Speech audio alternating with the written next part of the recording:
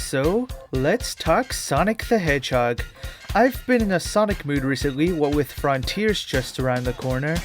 Now, since I'm a YouTuber discussing the Blur Blur, I'm contractually obligated to mention Sonic's transition into 3D. But I was here first! Sonic's jump into 3D was pretty solid, all things considered. That is, if you're only taking the mainline games into account.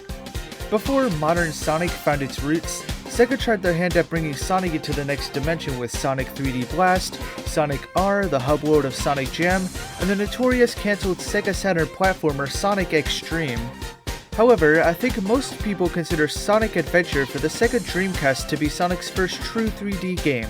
Adventure released a few years too late to influence 3D action games in the same way that Super Mario 64 did, but it would set many standards for the Sonic series going forward. Full voice acting, modernized character designs and personalities, thrilling rock music, new and more menacing villains, world-shattering stakes, and multiple playable characters with their own playstyles and narratives. It's a damn shame that Sonic Adventure and its sequel have been collecting dust in my backlog for so long, but from what I've played of both games, I'm shocked that a good chunk of people think that Sonic's transition into 3D was rough.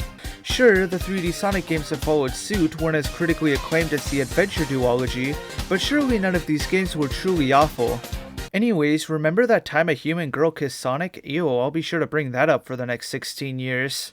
Sonic 06 was a very rushed and broken game, originally intended to be a full reboot for the series, but as far as I can tell, it follows a very similar structure to the 3D games before it, only with less playable characters. If anything, Sonic Unleashed was a more radical departure from the standards that the Adventure games set.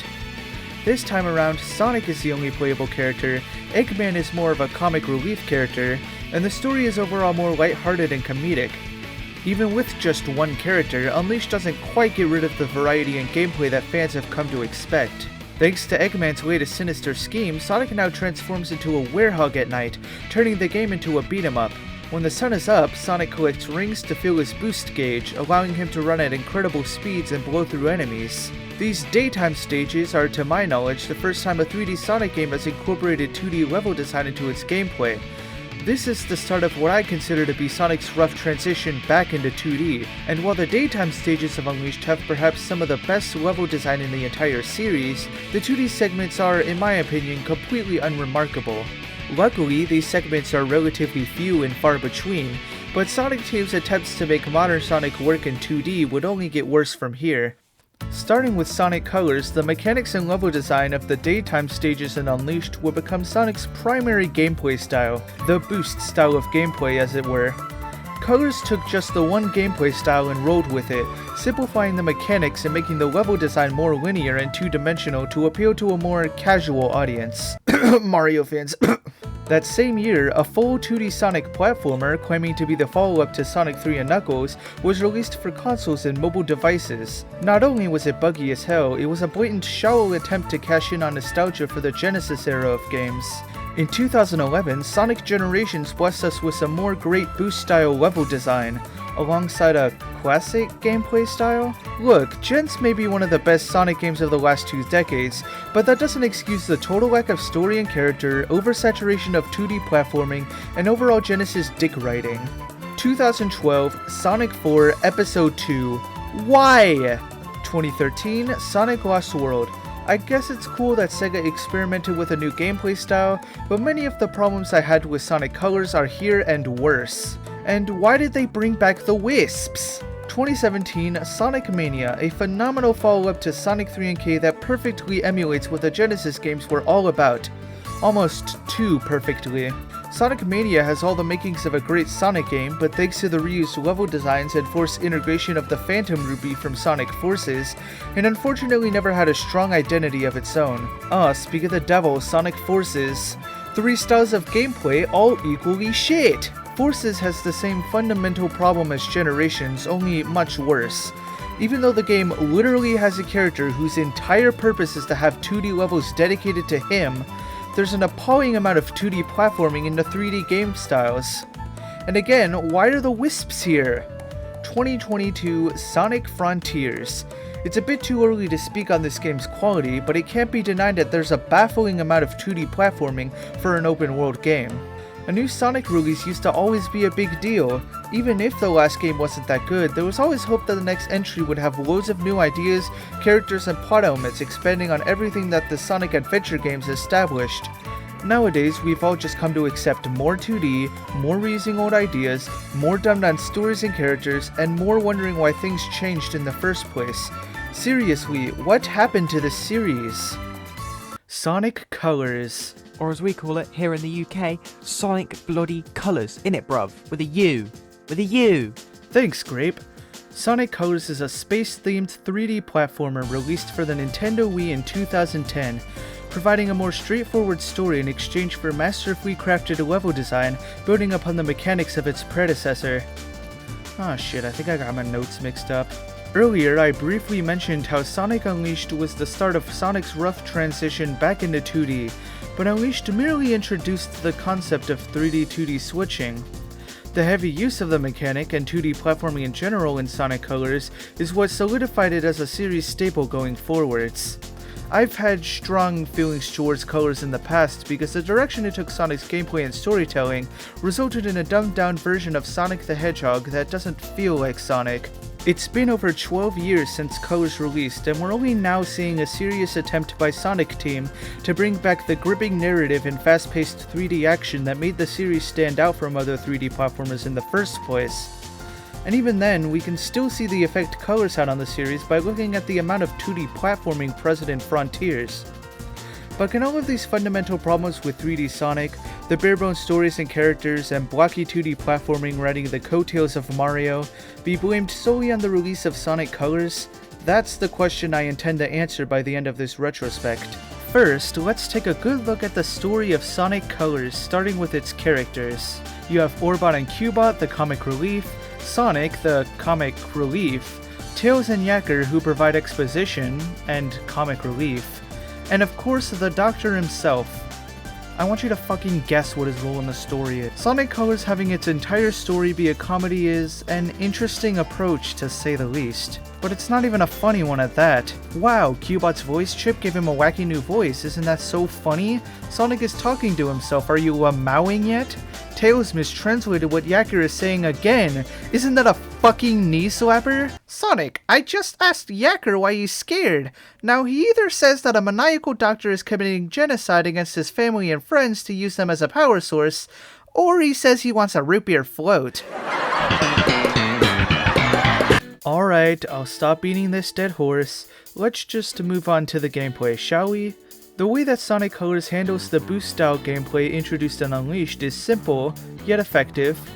The ring energy meter seen in Sonic Unleashed is completely reworked, giving the game quite a different feel. The only way to fill your boost gauge in Colors is to collect white wisp capsules, or destroy robots while boosting. This encourages you to really think about when and where you should use your boost, to get the best time or to nab red rings or an S rank. Of course, because of how simplified and linear the level design is compared to past games, most players could probably rush through the game without issue, provided they don't mind getting a few C ranks here and there. There are also color powers, the main gimmick of the game, which give you different timed abilities to find new paths or red rings in a stage. As you progress through the game, more wisp types will unlock, allowing you to reach areas that were previously inaccessible and adding replay value to the game. These color powers lock moves that were previously series staples, like the spin dash and light speed dash, behind a time limit, making Sonic's base moveset feel a bit incomplete. But at the very least, they keep Sonic's sense of speed and lend themselves well to exploration. The bosses are all pushovers, and the bonus levels that make up Eggman's Sonic Simulator are nothing to write home about, but the main campaign is overall a fun time. Previously, I held a firm belief that the gameplay of Sonic Colors is simply not how a Sonic game should play, as the blocky 2D level design tends to pander to Mario fans.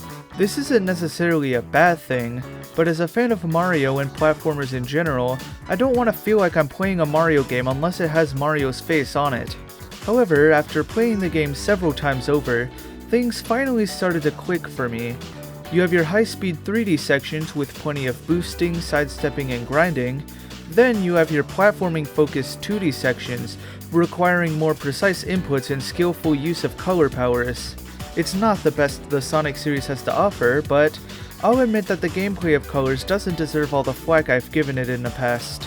It's simplified for a younger audience, sure, but unlike Sonic Lost World and Sonic Forces, gameplay is one aspect of Sonic Colors that feels like it belongs in a Sonic game. Another aspect of Sonic Colors that is unquestionably Sonic is its locations. Eggman's incredible Interstellar amusement park is home to 6 attractions. The first 3 attractions consist of a resort speckled with lush greenery, a planet made of sugar and sweets, and a spectacular light show taking place in the middle of outer space. The first half of Sonic Colors is all fun and games, and the true impact of Eggman's scheme becomes a mere afterthought to the player. Then you're given access to the final 3 attractions, consisting of a sanctuary for ocean life, a dangerous roller coaster hiding a facility for wisp containment, and a beautiful natural paradise plagued by Eggman's machinery. No matter what order you choose to play these attractions in, you're always hit with tonal whiplash at the midpoint of your playthrough. Suddenly, it hits you that Eggman's lust for power is actively devastating wildlife and entire ecosystems, a theme that has been present within the Sonic series since its debut in 1991. It's unfortunate that the writing that accompanies it leaves a lot to be desired. As it stands, Sonic Colors is a pretty good game. It's short and sweet and doesn't ask too much of the player, making it perfect to pick up and play for a quick fix of Sonic speed. But I can't help but feel like it could have been so much better. Had it not been for Sonic Team's fears of giving their all and ending up with another Sonic 06, we could have gotten a much better game with a narrative and gameplay loop that fits right in with the best this series has to offer. I can't blame Colors for Sonic Team's decision to simplify the character and identity of Sonic down to a shell of his former self throughout the 2010s. But it's also impossible now to ignore the initial red flags that went unnoticed at Sonic Colors launch. At the very least, the game would find a home on different hardware that would address many of the issues I had with the base game and offer an experience that's undeniably Sonic. I'm talking, of course, about Sonic Colors for the Nintendo DS. Just like Unleashed before it, Sonic Colors received a demake developed by Dibs for substantially less powerful Nintendo hardware, launching right alongside the main game. But while the Wii was just powerful enough to deliver a similar experience to the more capable consoles, albeit with a lot of cut corners, the DS simply could not handle a full 3D Sonic platformer. So instead, Dibs used their work on Sonic Rush, a series of 2D spin-offs exclusive to the DS, as the base for a reimagining of Sonic Colors. The main premise of the game is mostly unchanged from its Wii counterpart. Sonic and Tails decide to check out Eggman's new amusement park and find that he's abusing the power of wisps to fuel a mind control device. And it's up to Sonic Speed and the Wisp's color powers to free the Wisps and the planets which Eggman has captured. One thing that's immediately noticeable is that this version of the game gets straight to the point with its story. No cringeworthy comedy, no characters that are dumbed down to a punchline, no half-assed subplots that are left unexplored. It's just Sonic and Tails meeting new Wisps and getting excited to see what new powers they can harness to thwart Eggman and save Yacker and friends, while occasionally running into familiar faces who provide optional missions. Just simple, fun character interactions making an otherwise above-average platformer into a decent, pocketable Sonic experience. And speaking of, how does the platforming fare when compared to other Sonic games? Well, I haven't gotten around to playing Sonic Rush and its sequel yet, but I can at the very least compare the two versions of Sonic Colors. Colors DS is much more generous with how much boost it gives the player, but this abundance of speed is counterbalanced by more open and busy level design, requiring more precise platforming. Because the devs only had 2 dimensions to work with, they had a lot more room to get really creative with the gameplay. For example, remember those weird statue things that make an appearance in the background of Starlight Carnival? In the DS version, they shoot arrows that Sonic can ride. Unfortunately, Sonic Colors DS is incredibly short, even compared to other platformers that were released on the handheld. There are only 2 normal levels, 3 missions, and 1 boss per attraction. There are also no bonus levels to be found, as all of them have been shafted in favor of more traditional special stages taken from Sonic Rush. The replayability is cut back quite a bit as well, with only 5 unlockable Wisps and early game level design that doesn't make use of late game Wisps. Oh well, at least the Chaos Emeralds provide a bit of extra content like Super Sonic, and my sweet Paralysis Demon.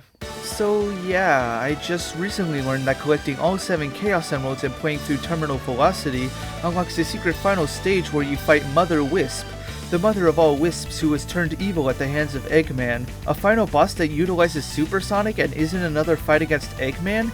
In my copy of Sonic Colors? Holy fuck! I'm gonna reach for the stars. It's clear after seeing this game through to its true ending that Dimps and everyone involved with the DS remake of Sonic Colors truly cared not just about the source material but the Sonic series as a whole. They even went so far as to reanimate parts of the game's intro to feature the wisps that are unique to the DS. Granted, it looks more like this on real hardware, but the audio and video quality is very impressive for the hardware it's on. This is the first and only time I've ever seen a video codec credited right alongside the developers for a video game, and I believe it's 100% deserved. Sonic Colors for the Nintendo DS is a perfect example of less is more, reworking characters, concepts, and mechanics from Sonic's past to form an ultimate Sonic experience that fits in your pocket. But as great as Colors DS is, it doesn't quite scratch that itch for a true portable boost-style experience. After all, what's the point in boy moding if I can't even put my pockets to good use? Well, what if I told you that the Nintendo Switch, alongside PlayStation, Xbox, and PC, would receive a complete remaster of the original Wii game 11 years later?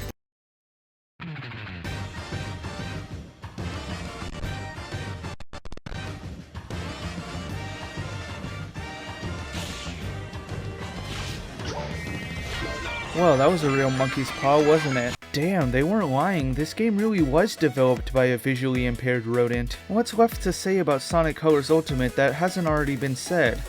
A good remaster modernizes an older or less accessible game for a new audience without compromising the artistic vision of those who worked on the original release. A lazy remaster is nearly identical to the original and only exists to capitalize off of nostalgia. And Sonic Colors Ultimate was a danger to gamers with epilepsy. Colors Ultimate launched with a plethora of bugs, including but not limited to abundant visual and audible errors, ridiculous out-of-bounds exploits, crashes and save data corruption, and a glitch in the Switch release that causes the visuals to really live up to the name Colors. Big thanks to YouTuber Chwip for documenting all of these glitches when the game launched. Yes, a good chunk of them have been patched out of the game for a while, but even over a year later there are still major problems with this version of Colors. There is no content from Sonic Colors DS represented here. The tail saves are somehow more annoying than the traditional life system and break the game easily. The Jade Ghost Wisp was a half-assed addition that was taken straight from Team Sonic Racing, completely breaks the game at some points, and only exists for minimal red ring repositioning so Ultimate can pretend it adds anything of substance. The ridiculous amount of bloom arguably makes the game look worse than it did on the Nintendo Wii. The Digital Deluxe Edition strips the game of random shit like the remixes for Planet Wisp and Sonic movie cosmetics to then sell back to the player. The audio mixing was causing migraines for those playing with headphones, and rather than include proper audio mixing settings in the option menus, Blind Squirrel opted to convert every single music file in the game to mono? What the fuck? Look, I understand why Sega wanted to port Sonic Colors to newer hardware. Until Ultimate's release, Colors was the least accessible game in the Boost saga. And I understand why they didn't want to work on it themselves, what with Sonic Team being busy with Frontiers. But Sonic Colors being made available on PlayStation and Xbox already put the remaster in a weird position by making the pandering to Mario fans feel all the more out of place. And on top of that, Sega put immense pressure on Blind Squirrel to meet a strict deadline for Sonic's 30th anniversary. And rather than pushing to delay the game or canceling the project when they realized they were in over their heads, Blind Squirrel instead opted to take open source dev tools without any credit and use it to produce and release an unfinished, unpolished product. Only the biggest Sonic shills out there would give Sonic Colors Ultimate any of their money, knowing full well just how broken of a remaster it turned out to be. Okay, look, in my defense, it came with Team Sonic Racing for free. I know, I'm not gonna lie and say this isn't hypocritical of me. Not only did I explain why I believe Sonic Colors to be the start of 3D Sonic's downfall, but I just finished going into detail on everything that Colors Ultimate did wrong. But remember how I briefly mentioned that Sonic Colors is perfect for bite-sized Sonic speed? Well, I feel like that aspect of the game is fully realized on the Switch, a system designed to be taken anywhere. And with a bold new direction for the Sonic series just around the corner, I can finally begin to let go of that grudge I've had towards the last decade of Sonic releases. Sonic Colors no longer feels like the start of a downfall to me, it feels like a decent time killer with fun platforming and cute aliens that provide a unique twist. They aren't cute enough to deserve being shoehorned into every Sonic game in existence, mind you, but I can get behind their initial appearance. And admittedly, Sonic Colors Ultimate does add a few decent new features. The game is now fully voiced and subtitled in a handful of new languages. There are achievements on all platforms, even the Switch. The world map now shows completion percentage for every attraction. The controls are fully customizable and motion controls are removed entirely. Being able to customize Sonic with park tokens is a welcome addition. The Rival Rush mode, simple as it is, makes the game a lot more fun to speedrun. Also, I don't care what everyone else thinks of the soundtrack. I've never twerked this hard in my life. But my personal favorite addition to Sonic Colors is the new Sweet Spot homing attack. By performing a homing attack at just the right time, the boost gauge will increase ever so slightly. This change may not seem very big, but being able to replenish boost by perfectly timing your homing attacks allows for more practical applications of the boost without messing with the pacing or difficulty balancing of the game. Sonic Colors Ultimate is by no means perfect, but I'd be lying if I said that Sega and Blind Squirrel making the game more accessible and portable didn't play a big role in me making the decision to reevaluate my thoughts on Sonic Colors and subsequently growing a soft spot for the game. So, that's every single version of Sonic Colors accounted for. Well, technically I failed to mention the tie-in animation for Colors Ultimate Rise of the Wisps, but there isn't much to say about it. The character interactions are all fun, Metal Sonic gets some much needed love, and I enjoyed seeing the voice cast return to the world of Sonic Colors after over a decade. I'm so proud of Metal Sonic for coming out. As you already know, I've mentioned Sonic's rough transition into 2D a few times throughout this video. This is of course a parallel to the Sonic had a rough transition into 3D line that's been repeated by game critics and turned into a meme over the years. Hopefully I was able to show how easy it is to look at a long-running series and become engrossed in pointing out the negatives. To say that Sonic shouldn't kiss human girls, or become a werehog, or take inspiration from his former rival. But truthfully, our first impressions aren't always correct. Sonic 06 was broken and buggy, but it had a lot of great writing, something that's been absent from the Sonic series as of late. Half of Sonic Unleashed is slow and tedious because of the werehog, but it's seen a resurgence in popularity thanks to masterfully crafted daytime stages and a charming narrative. Sonic Colors was the first game to really push blocky 2D platforming and simplified stories and characters. But writing aside, Colors is the last mainline Sonic game to truly understand what the Sonic series is all about. Yes, it's easier to believe that any one game can be blamed for transitioning the Sonic series into a shell of its former self, but it's much more fulfilling to be able to look at all of the flawed or broken games that someone else may hold near and dear to them, and be able to recognize the good in them. And I'm glad I had that opportunity to find the good in Sonic Colors. And with that being said, I actually think Sonic Forces is an underrated gem and that it deserves a solid 7 out of 10. Then why don't you just fucking die already? Just give up and die.